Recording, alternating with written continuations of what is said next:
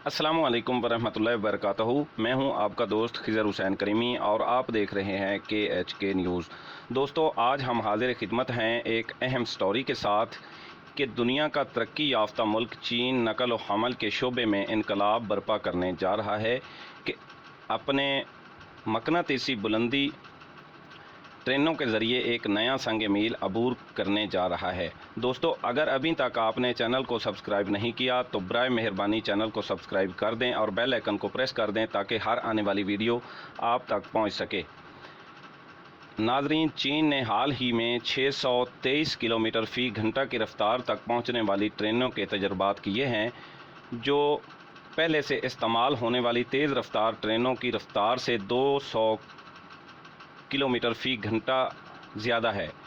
चीनी साइंसदानों का अंदाज़ा है कि मुस्तकबिल में सुपर मैगिलो ट्रेनों की रफ्तार 4000 किलोमीटर फ़ी घंटा तक पहुंच सकती है, जो कि 1979 में SR-71 ब्लैक बोर्ड जीट तैयारे के कायम करदा 3529.6 किलोमीटर फ़ी घंटा के रिकॉर्ड को तोड़ने की सलाहियत रखती है।